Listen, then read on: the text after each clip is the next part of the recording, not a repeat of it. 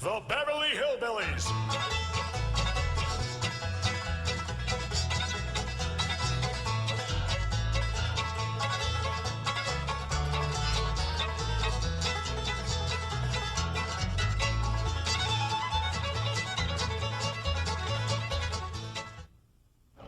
Well, howdy. Well, now, ain't that handy? That, Pa? Way the road takes a bend in here, runs right by the front door. No, Mr. Clampett, this is your driveway. It goes with the house. Is this thing a high? Oh, yes, indeed. It was built by John Barrymore, one of our finest actors. Pretty fair stonemason, too. Hey, Jed! This here is dandy soil. Fine, Granny. We'll commence plowing tomorrow. But this is Beverly Hills. Dirt is dirt. Yes, I know, but why don't we look around inside, eh?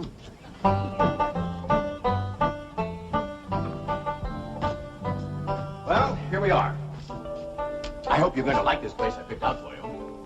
It may be a trifle larger than what you're used to, but I feel a man with $25 million in my bank should live in a manner that... Come in, this is your home.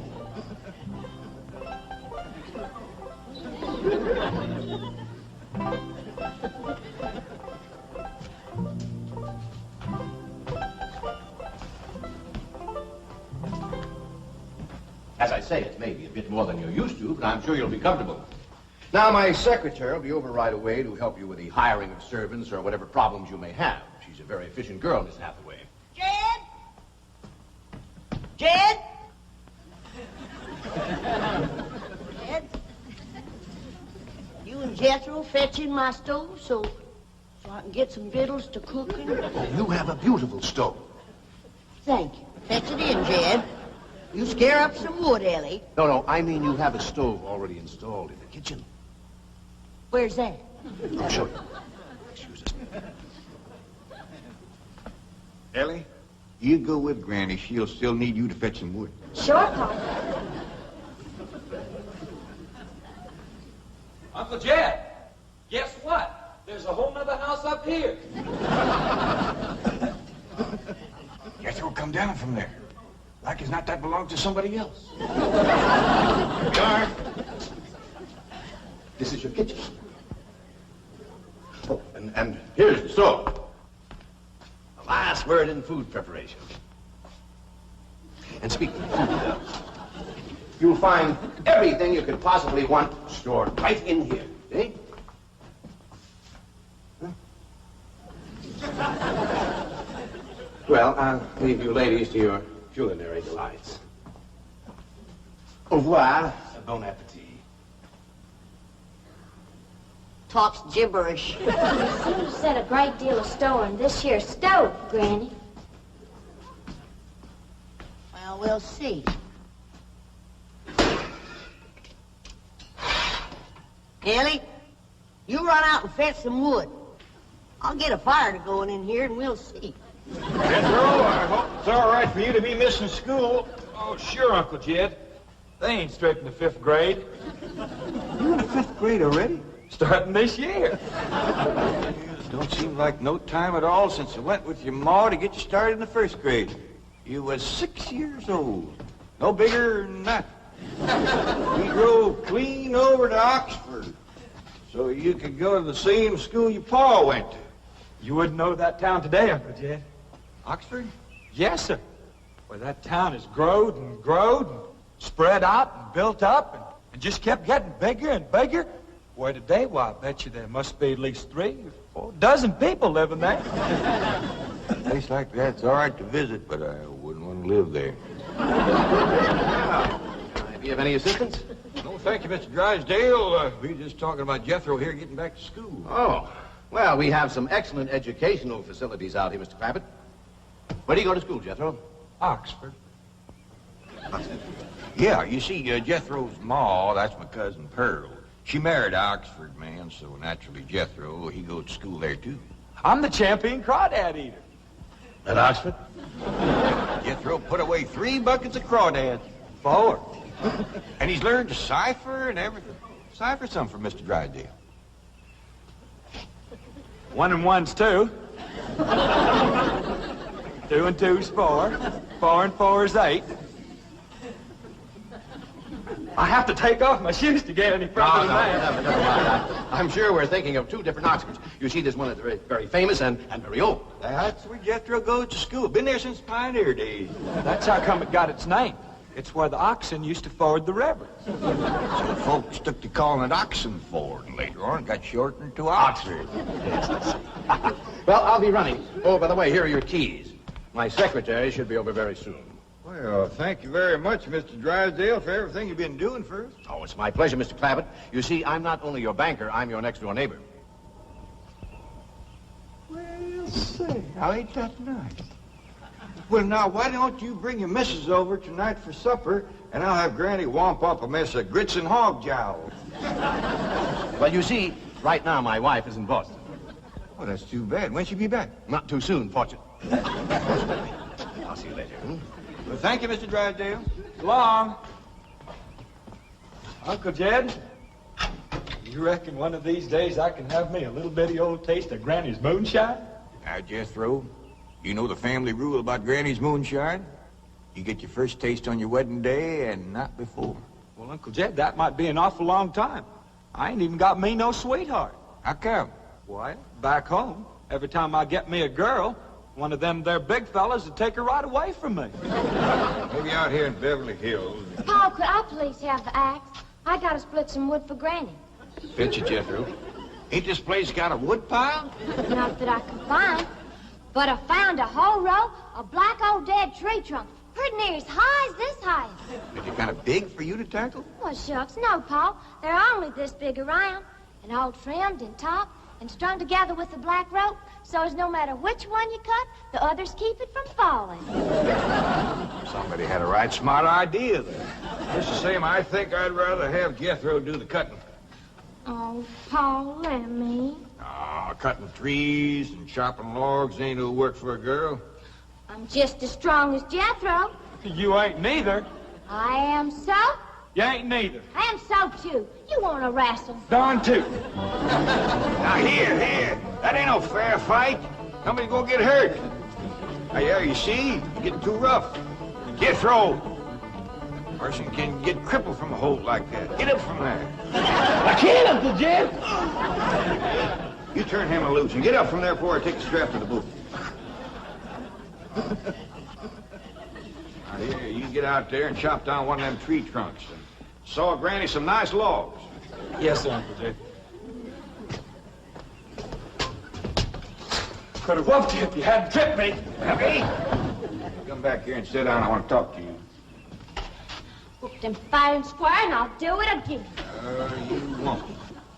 That's what I want to talk to you about. Ellie Mae, you're getting too big to wrestle with boys. I ain't as big as Jethro. Big that way, I mean, growed up. You're a young lady now.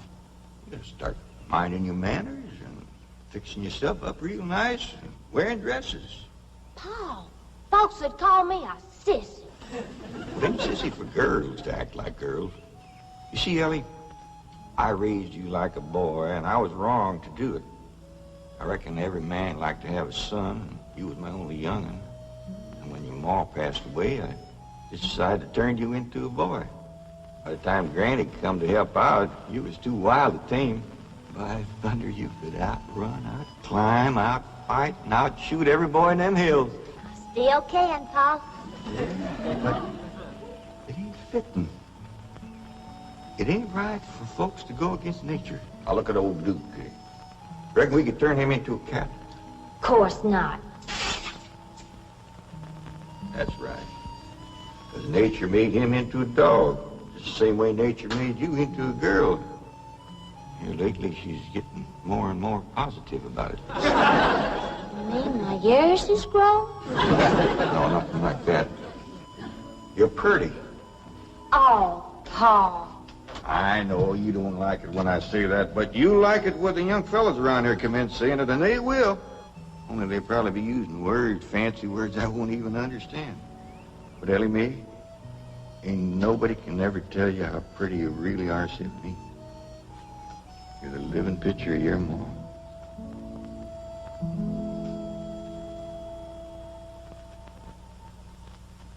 You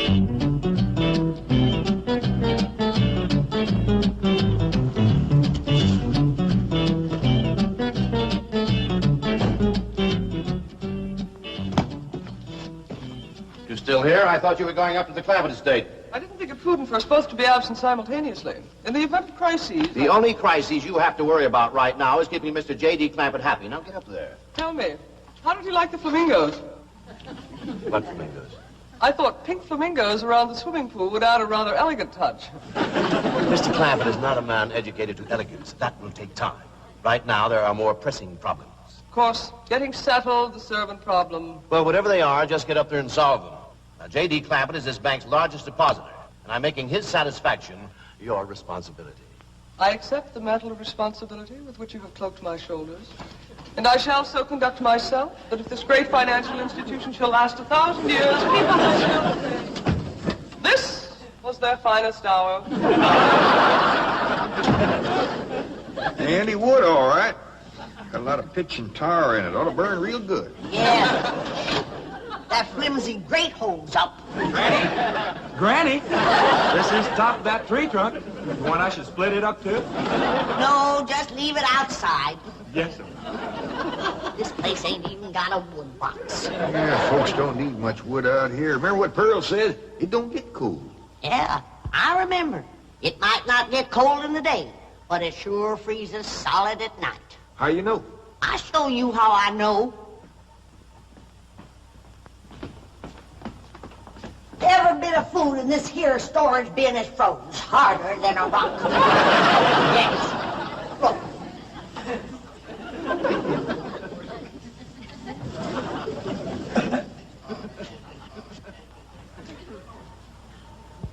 Mighty thin-skinned hog.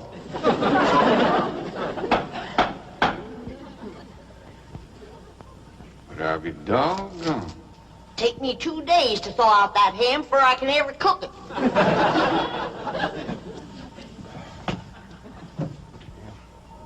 People ought to know better than store food up against the north wall. Tomorrow we'll dig us a root cellar and we put all this stuff in it. Jethro, go on out there and catch us a chicken. Okay, Uncle Jay. How you know we got chickens? Place this size is bound to have chickens. They ain't all frozen.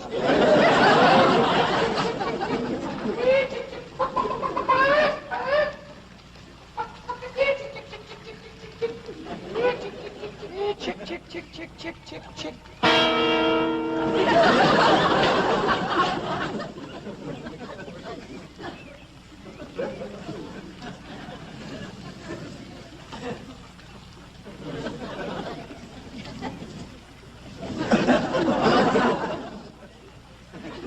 I eat a chicken. Here's that bucket. You want it? You take it, Ellie. See if you can find a creek. I gotta have some water. You know a pump on this place? It ain't even got a well. Uncle Jed, Uncle Jed. Yeah, boy. Did you find a chicken? I found something. I ain't sure if it's a chicken, a goose, a duck, or what. Where is it? I couldn't catch it. That thing can outrun a jackrabbit. There ain't no goose or duck. Must be a chicken. If it is, I was right about things growing bigger out here. That thing was this high. A chicken? Ah, Jethro. Honest, it's got legs this long. Dibby's on the drumstick. Drumstick ain't much. Whoever gets that neck is eating from now on. It commences here and runs plumb up to here. You ain't forgot what I said about Granny's jug of liquor. I ain't been at Granny's jug. You have your in for it. Honest, cross my heart. Where'd you see this chicken? Down by the cement pond. Cement pond. Uncle Jed, that pond is the fanciest thing you ever did see. Why, they are steps, so's the cattle can walk right down into it and get a drink. And up at one end, there's a lady standing there made out of rock. And she's a-pouring water out of a jar right into that cement pond. Oh. Well, that's how come that big old pink chicken to get away from me. Flew right over the top of that there rock lady, landed in that pond, and swam like an otter. Just flapping them big old pink wings and hollering. What color did you say that chicken was? It's pink. Ain't I told you that stuff would stunt your growth? Miss Granny, I didn't touch a drop. You and me is going to the woodshed. Jethro, you swear to be telling the truth? So help me, Jefferson Davis. You take your hat off when you speak of the president. He ain't president no more. I'll have no Yankee talk in my kitchen. Jethro, you and me is going back out there and corner that chicken. Granny, you get your fire to going. Ellie Mae, you sweep up out front and keep your eyes open for that Miss Hathaway. I'm counting on her to take you in hand and get you in the right kind of clothes. Come on. Chicken.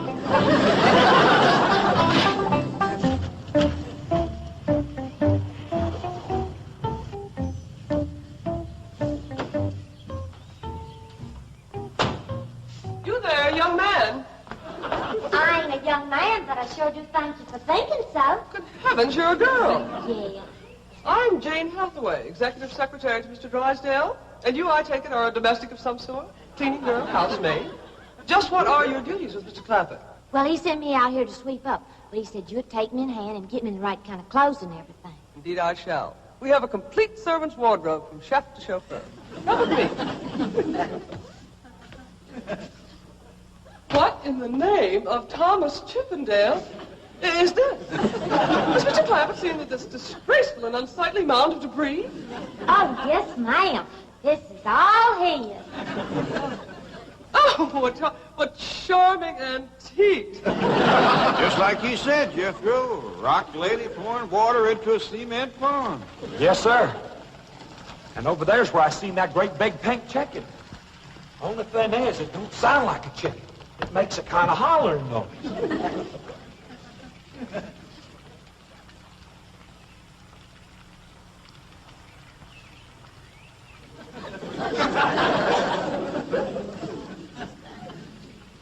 Reckon you'd make a hollering noise, too, if you was to lay an egg like that. Man, oh, man. That's what I call an egg. Well, you won't have to worry about food now. Wait till she cooks this.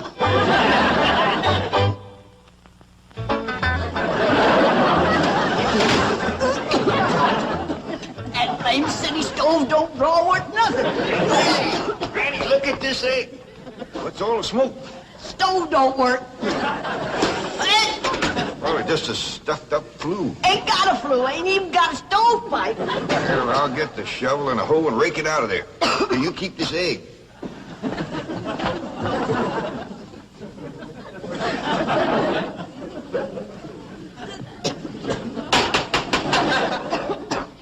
Just like everything else out here.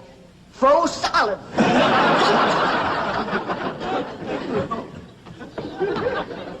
Really, my dear, you look quite charming. Well, I feel like a dead blank fool. Oh. Just a moment. Get something, I'll be right back. Oh, that was my Pa. I take it he's a gardener. Oh, yes, ma'am. Pa just can't wait to commence gardening. Apparently. However, as though I admire his enthusiasm, I must forbid him access through the main entrance. Now, tell me about the rest of the staff. Is there a chauffeur? A what? Someone who does the driving. Oh, yes, ma'am. That's Jethro. Of course, I don't reckon he can stay around very long. He's got to get back to Oxford and go to school. Oxford? He attends Oxford University? Well, he just calls it school. Pa went to school there, too. Oh, yes. Old school time. Great pride, those Oxford men. Sorry I couldn't stop before. Granny was having trouble in the kitchen. Pa, do I have to wear this here stuff that Miss Hathaway... No, there can be no appeal from Mr. Clampett's orders. Thank you, ma'am. Glad to see you taking the firm hand. Ellie Mae, that's right pretty. Makes you look taller. She's got me walking on pegs. We'll run in and show Granny. And get rid of those old clothes, dear. Granny, I presume, is the cook. Yes, ma'am, but she ain't too happy about it right now. I shall deal with her directly. Now, let's see. Maid, gardener, cook, chauffeur. Oh, I understand Jethro is an Oxford man. You bet he is. I'm quite anxious to meet him. Don't blame you. Fine-looking young feller. Single, too. And he's on the lookout for a girl. I am only interested in the intellectual rapport which I would naturally have with an Oxford man. I presume you went to Eton as a boy. If I know Jethro, he went to Eton the minute he was born. Yes, of course. I suppose his father matriculated him. I kind of think maybe it was his ma. Oh, well, no matter. At any rate, he's an Eton man. That he is. Matter of fact, Jethro won the Eton championship. Oh, marvelous. What was he champion of? Eton. Yes, I know. But what was it? Cricket? Oh, no, it was crawdad. I don't think even Jethro would eat crickets. I was referring to the game of Gillian, Gillian, where's the axe? I bet you, Granny, you talk to Miss Hathaway.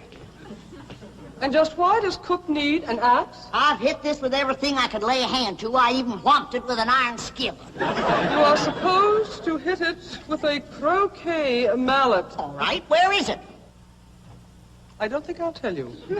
There is a time for work and a time for play. Now then, what are we cooking for Mr. Clampett? Well, I don't know what you're cooking him, but if he wants any victuals from me, somebody better shoot a possum. Possum? You got a better idea? But of course, a nice big fluffy souffle. All right.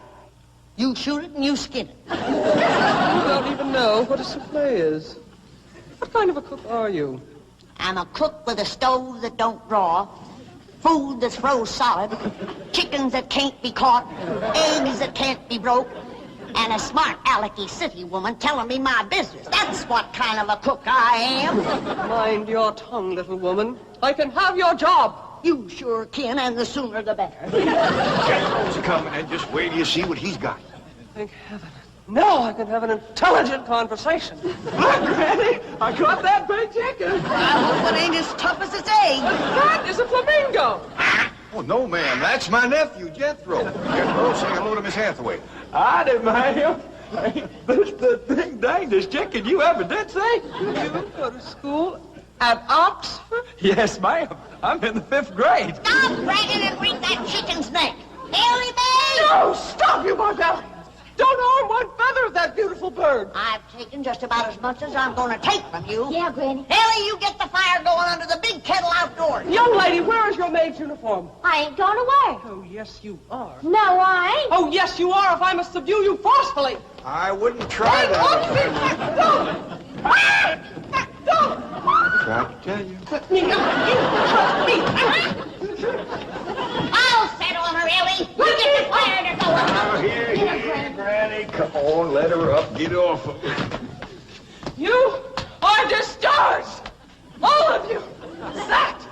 Fired. And you are the most incompetent, insubordinate, belligerent group of domestics it has ever been my misfortune. Hathaway! Ah, Chief, you're just in time to help me take disciplinary action. You're fired. I've already told them. Not them, you. These people are the Clampetts. Clampett? Yes, that's right. Now go back to the office and pick up your severance pay. You are through. Now, Mr. Drysdale, hold on a spell. I reckon there's been a kind of a misunderstanding. But this little lady's been a right big help to us. Why, she fit in just like one of the family.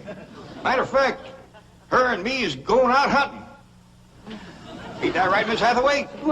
Yes, indeed. Yeah. Jethro, you can take that pink chicken back out to the cement pond. We're going out and shoot us a nice, big, fluffy souffle.